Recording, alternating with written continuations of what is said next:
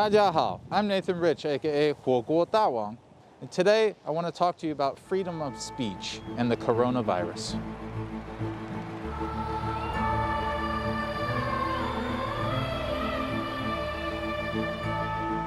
I'm here in Guomao, in the center of Beijing. It's snowing, it is very cold. There's not very many people around. It's kind of a ghost town, to be honest with you. So if you remember back when the NBA in China had a little bit of a beef, the NBA said that employees have freedom of speech.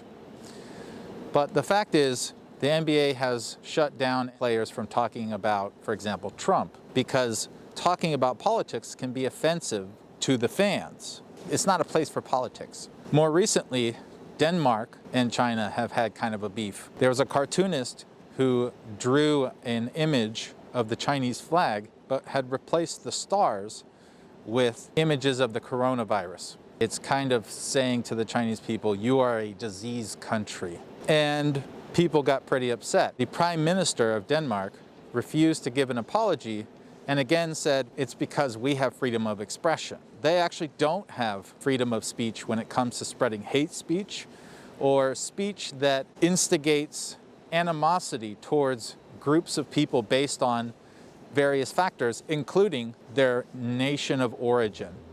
So literally speaking, technically speaking, it's not covered by free speech. One of the questions I always have is, why do they feel like it's okay to protect racism with this freedom of speech when they will limit that freedom of speech when it comes to other things, especially domestic things? So that's something to think about. Why is it okay to say things offensive to Chinese people and to the Chinese government and about China, but not okay to say those things about other groups of people? The other thing is that I've been saying for months and months now online, freedom of speech necessarily requires responsibility of speech. Just because you can say something doesn't mean that you can expect nothing bad will happen because you've said it. So in the case of the NBA, when somebody says something that offends Chinese fans, they don't really have the right to kind of go, hey, what's the big deal? We can say whatever we want. It doesn't really make sense.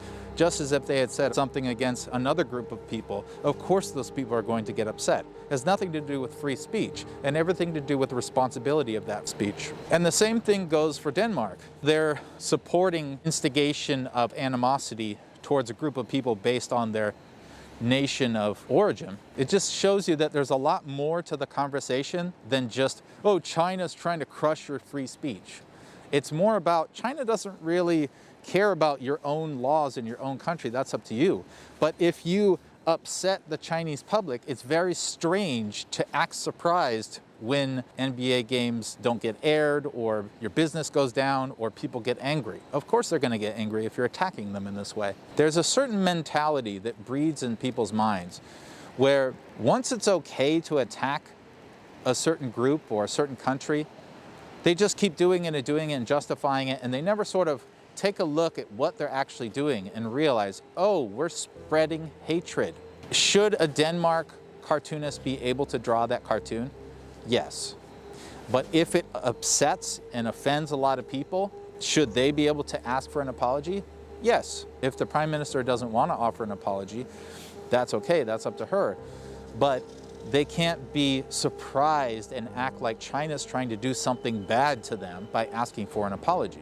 Right? It doesn't make any sense. It's a double standard against China. And it's the same double standard that we see with the NBA. They antagonize a group of people and then play the victim when the group of people gets upset. So just something to think about the next time you hear about freedom of speech in defense of anti-Chinese rhetoric or something which has offended Chinese people or used in a way that's trying to paint China as the aggressor when in fact somebody has transgressed against China. So that's just my opinion. Anyway, thanks for watching. 谢谢.